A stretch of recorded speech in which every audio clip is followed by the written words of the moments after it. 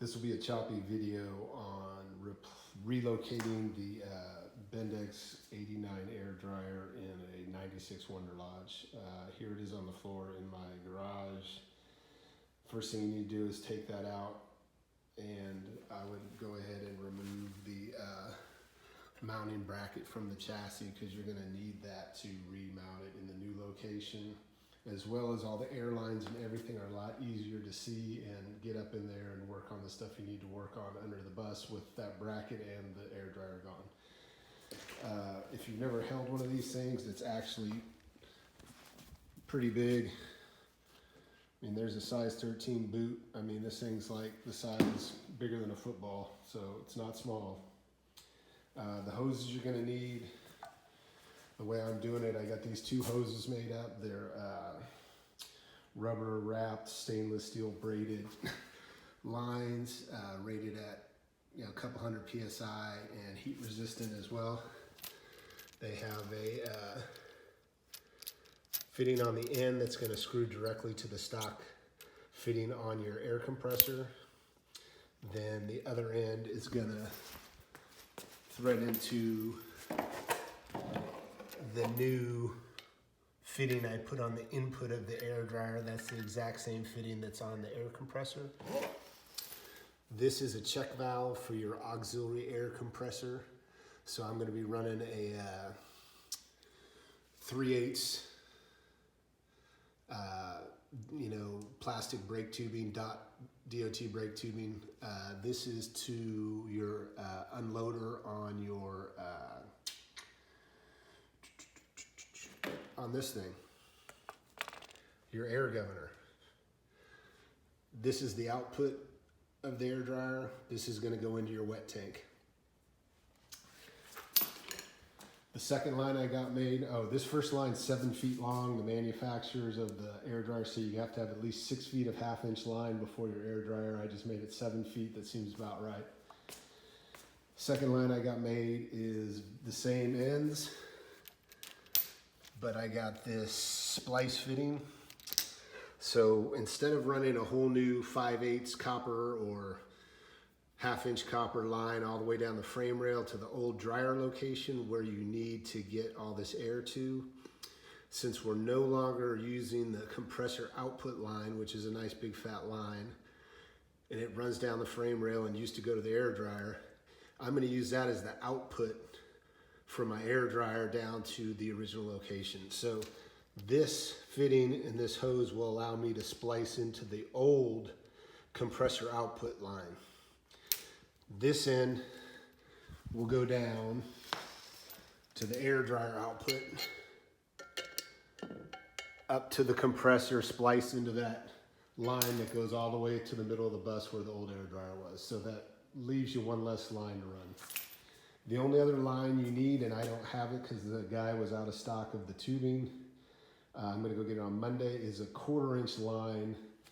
I'm going to make it from the same material that goes from the compressor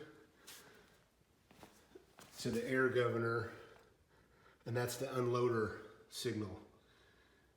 That just screws right into the compressor and it'll go to the governor here, and that'll be the same style hose, but thinner. These are all not cheap. I think each one of these hoses cost me 150 bucks to get made. The other one's probably going to be about the same, a lot of fittings and some other different stuff, but the actual governor was only, for a real Bendix governor, was only 30 bucks, but we got a lot of little fittings and things where the price is added up. This is my pack of 3/8 brake line tubing and power wire that I'm going to run from the old location up to the new location of the air dryer in the engine bay. One of these lines signals the air governor that, hey, the tanks are full, we're up to pressure, send an unload signal to unload the compressor on the engine and purge the air dryer.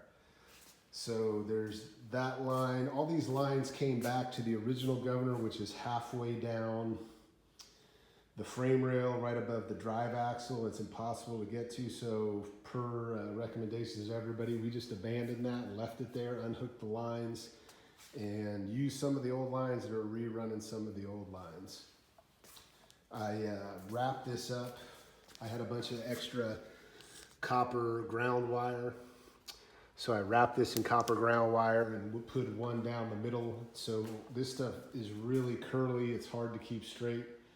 So that allowed me to straighten this out, pack it all together. It'll give a little bit of abrasion resistance, as well as I can wrap some wire here and, you know, loop it through there and tie it to parts of the frame or whatever. But this will be a lot easier to snake down the frame rail when it's straight like that. And it has, like I said, the power wire to the air governor, which is going to need the power wire, and then the other pin is just a ground, which I'll ground next to the mounting position. But I just wanted to give you some of the heads up stuff here before I just started installing it and you didn't know what I was talking about. Here is my diagram that this came with, and actually once you get up in there and look at everything, it's very accurate and it's very pretty easy to read. So this line right here is gonna go, that's the pressure line that the governor says, hey, we got enough pressure. That's where I'm gonna run one of my 3/8 plastic lines. And then my bus never had an auxiliary compressor, but it was plumbed for it and just plugged off the airline, and it has the electrical box and the switch on the dash. So I'm gonna go ahead and wire that up, auxiliary air compressor. So that goes through your bay over there by your Aqua Hot and comes all the way up into the air dryer input. That's why you have this check valve. It's a one-way valve. So when the compressor on the engine is filling this up with, you know, masses amount of 120 PSI air, if your compressor isn't on, that'd just blow air right back through into your compressor and probably run it backwards and cook it or whatever. And so this only allows air to travel one direction when this compressor is on.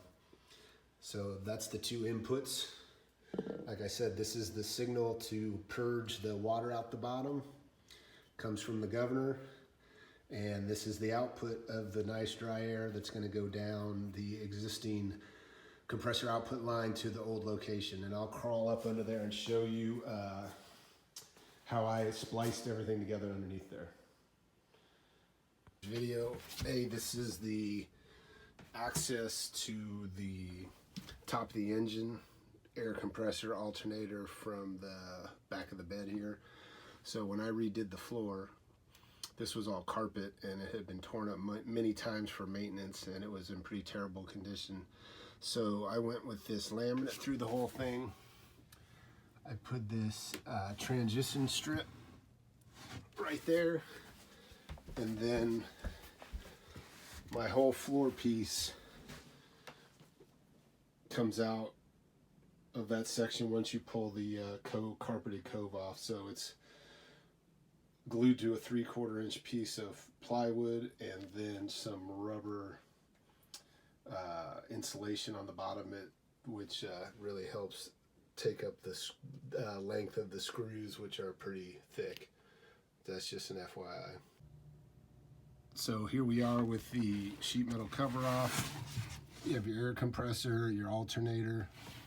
I'll tell you, I just replaced the alternator belts. They were very loose, and when I tried to tighten them, they actually were touching. There's only about a 1/4 inch clearance between this angle iron bracket. When I tightened them, they were actually rubbing on there, and when they were loose before flapping, you could see that all the writing on the belts had rubbed off. So when I got the part number off of it, faintly on one of them, it was a 1/4 inch longer than the spec belt. And I suspect they put that on there because these are very difficult to get on and off, even with the adjuster nut down there all the way up loose. So I ended up just cutting them off And the new ones, I had to undo these two mounting bolts to the alternator on the swing pivot of the alternator, loosen up the bracket that slides up and down the slotted hole, and then I just put a wrench, socket wrench, on the head of that alternator pulley, and I hooked it completely around the pulley on the alternator, and then I just rode it up to about here, as far as I could get it on, and I just cranked the ratchet and slowly just, you know, slid it, stretched it, and blop, it dropped on. Just make sure there is an orientation of what has to go on first and second. I actually spent some time putting one on and then realized I couldn't get the back one on. So just figure that out before you do it. But I did it that way. Then I went ahead and reinstalled these two pivot bolts. I just put a center punch in there and kind of shimmied it up square, and they slid in real nice. Tighten those up snug, and then put a crowbar between this angle iron and the alternator and got them tight, and then tightened the nut down there, and then tightened these two nuts. But that is the proper size, part number. I got that off of that Excel spreadsheet that someone published on WOG with all the filters and belts and things. Like I said, it seemed they'd be way too small, but honestly, this is the only one that would fit without it actually rubbing on this angle iron. So that's the one you need. So now I'm gonna get on to this air dryer replacement. I got all the hoses finally. These are my coolant lines. I replaced those a while back, and I got some sheathing on those, and you know, nobody likes that job, but that was part of the deal. You got to replace those. So I'm about to put these hoses in. I showed you these before. I finally got the 1/4-inch hose in the same material, plastic nylon tubing with stainless steel braiding. They were out of stock, so that came in and I went and picked that up. You got the two hoses that I showed you before, and then I got a piece of this sheathing. It's kind of a loose fit. It's just going to slide back and forth where it goes through the frame and kind of the different stuff where it may be hitting something sharp. I don't know if that's necessary, but I went ahead and did it anyway. So I'm going to go put this in. All right, here we are. Everything's in. We got this compressor output hose down there with the brass fitting 1/4-inch hose. Unloads the compressor that goes to the air governor. Here is where I spliced the new 1/2-inch hose into the old output of the compressor. So that line runs all the way back to where the air dryer was mounted in the middle of the chassis. So that's a nice big 1/2-inch line, and that goes down to the air dryer's new location, and obviously this goes to the air dryer new location, and then that 1/4-inch line goes to new location. Inside this little housing here was the old 1/4-inch line to the governor that's down there somewhere. Maybe you can see it. I don't know. Anyway, that's abandoned. I just left it there. This hose needs to be at least 6 feet long per the Bindex instructions. I made mine 7, so I ran it straight back and looped it, and it's a downward slant all the way down. I put that abrasion resistant wrap on there where it goes down through the chassis there. I mean, it's a pretty loose fit. I'm not too worried about it. I didn't trim that zip tie. That's pretty shoddy, but you know, there's a lot of zip ties in this whole rig. But anyway, there's my new alternator belts. Those are nice and tight. So I'll seal this up and we'll go to the back. All right, now we're at the back, and here is the side, side door, passenger side. Everybody knows what this looks, your Raycor, oil tank, batteries. And there is my, not new, that's my old, I just reused the old Bindex 89. That seemed like the best place to mount it. It may, I don't know, it's nice and low so I could still get my batteries out and get in there and work on this other electrical stuff. There's the D2 air governor.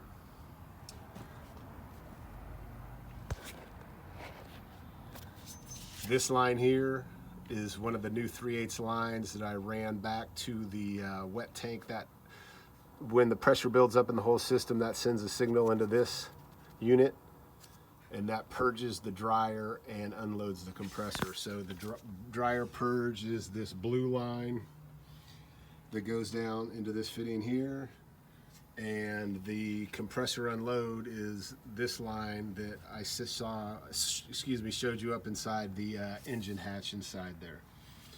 So I'll go underneath this thing.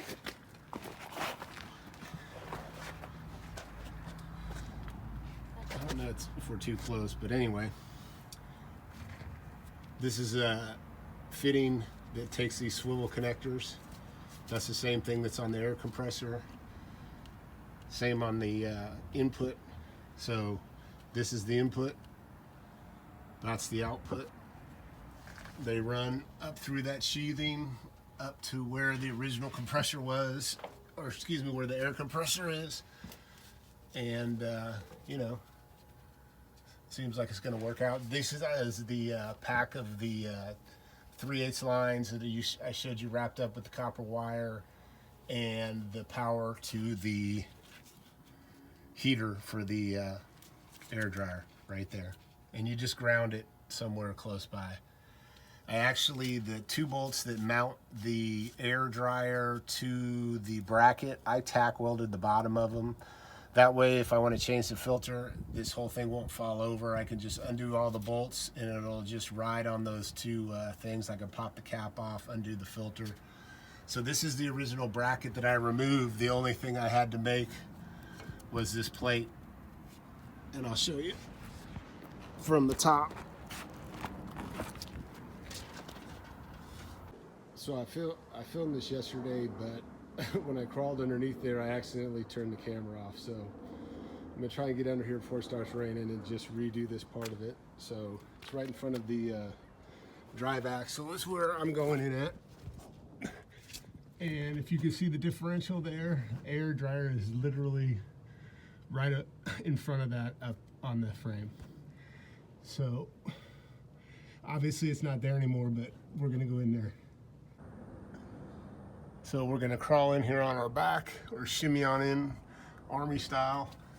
There's the differential, big bluebird marked on it. And this is where the old location of the air dryer was. Those 2 holes, that one with the zip tie through it, is where the bracket that I took off mounted to. And then there's 2 holes in here that also it mounted to. These are the old copper lines that the air dryer connected to. Let me get in here a little bit further. So this down pipe and this up pipe of copper are original. That T screwed into the output of the air dryer. So that's all exactly where it was. So I got a coupler 1/2-inch pipe thread with a swivel flare fitting on the end to go into this swivel flare fitting like the other large hoses I made. This one is only about 12 inches end to end with the fittings and all. This pipe here was the original input to the air dryer. So that 1/2-inch copper line came down into the input of the air dryer. That's what I spliced into up at the air compressor. It's braided somewhere down the line. It turns to that braided hose for a vibration resistance against the motor. That's that line. So that was the input line. Now I'm using that as the output of the air dryer. So now my flex line, new one, comes from the air dryer into the other end of this by the air compressor and comes in right here, which is the original connection out of the air dryer, and goes to all your tanks up there, all your stuff up in here. So this turned into a copper ferrule fitting. I cut the old nut and ferrule off that tube. I cut about an inch off of it and then slid this new compression fitting up onto it and crunched it on there. That was the only, out of all the fittings for this whole thing, that was the only one that leaked after I fired it up. It just needed about 2 or 3/4 more turns to compress that ferrule down into that fitting, and then that sealed that up. This is the old 12 volt positive to the heater to the air dryer. That's the black wire that I ran down my pack of wires here, down the frame rail, lower frame rail, and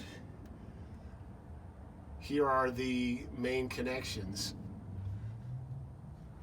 This is going to the auxiliary air compressor in the bay on the driver's side. That was already there. It was plumbed into there and into a pipe, which was going into the air dryer at this location. I took that one piece of copper pipe out and I ran that all the way back to the air dryer input, so that auxiliary compressor air also is going to get the water taken out of it. The other 3/8 line goes into this manifold here. That's the pressure sensing line. That is sending your air governor the signal that the tanks are full and to purge the air dryer and unload the compressor. So that all went down that new pack of line. Those are 3/8. That was 16 feet of line. That was like right kind of on the money. If I did it again, I'd probably get like 18 feet and then trim it, because I was like luckily right on the money. This hose abandoned here is the original pressure sensing line to the governor, which has been abandoned.